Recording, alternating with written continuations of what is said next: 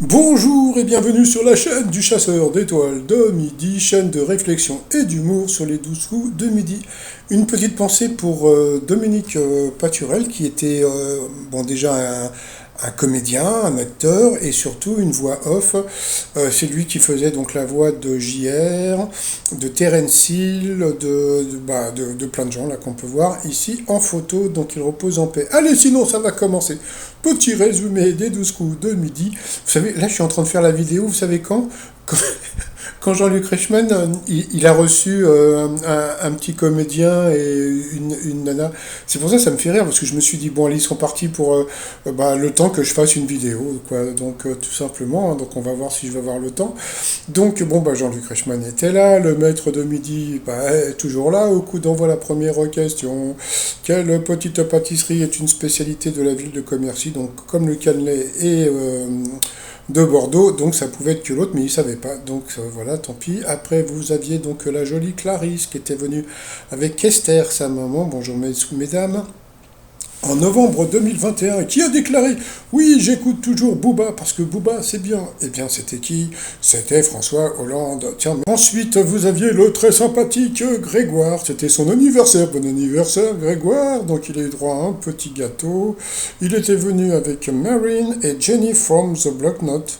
Je pense que c'est un rapport avec comment elle s'appelle Jenny from the Block, c'était Jennifer Lopez, voilà, donc qui chantait une chanson qui s'appelait Jenny from the Block. Ça voulait dire que Lopez habitait dans des HLM quand elle était jeune. Donc voilà.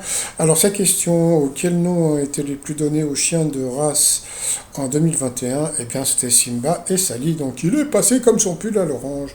Après, vous aviez la très plantureuse Laurence qui était venue avec Fatia, une amie, et la fille de Fatia, mignonne. Alors, plus de 70% des parents jouent aux jeux vidéo avec leurs enfants, comme on peut voir. Eh bien, c'était vrai pour le maître de midi.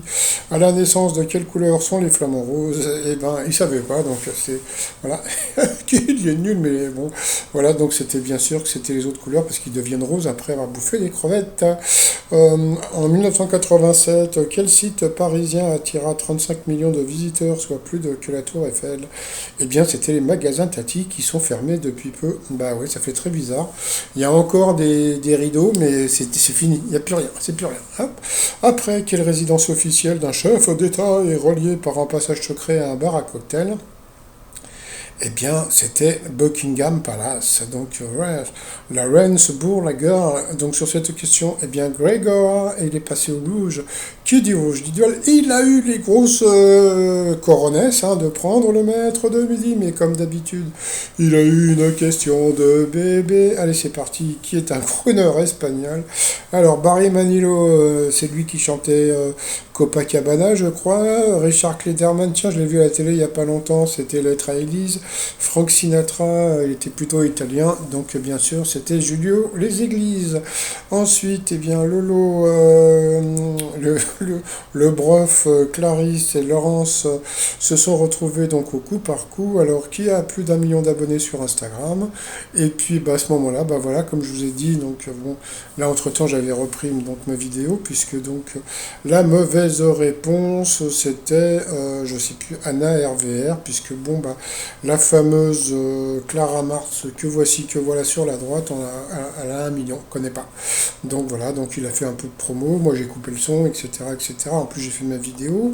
Ensuite, que peut-on associer au mot gaga? La mauvaise réponse, c'était un idiot en québécois. Ensuite, quelle célébrité est née en Angleterre? Alors là, voilà. De mieux en mieux, franchement, Charlot, on sait tous qu'il est anglais, Charlot. Donc il avait dit Margot Robbie, donc il est passé à l'orange.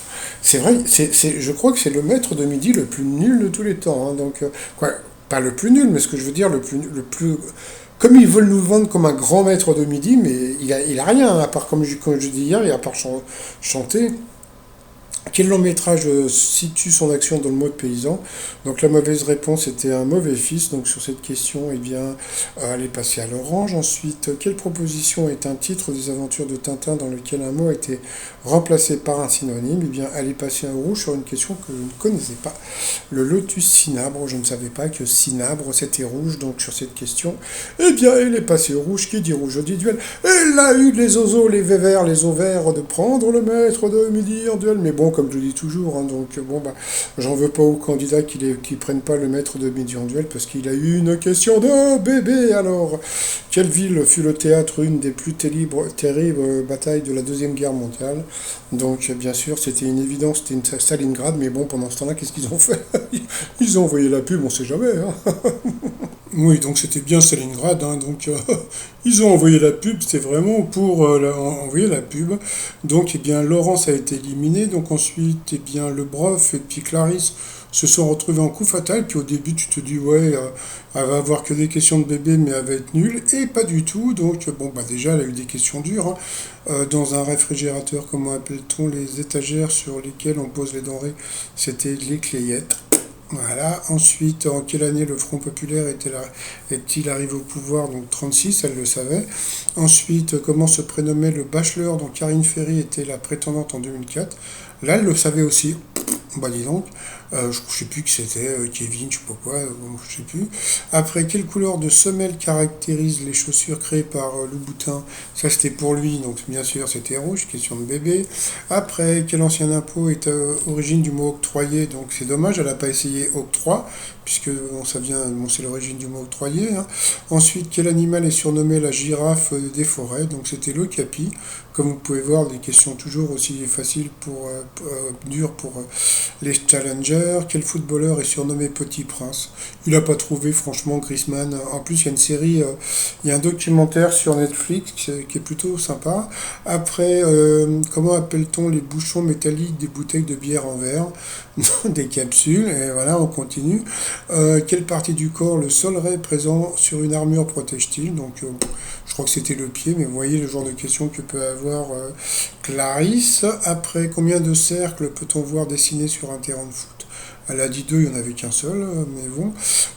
Quelle pièce de moteur désigne également un acte de favoritisme? Ah, eh bien, le prof, il doit connaître, hein, c'est le piston. Donc voilà. Ensuite, comment s'appelle le héros de la série Sex Education qui tombe amoureux de Maëver? Donc bon, bah, c'était introuvable. Et puis bon, à la fin, elle a Pépère, elle a Dudu. Mais bon, comme je dis, hein, c'est pas de la faute du prof, hein, donc c'est pas lui qui pose les questions.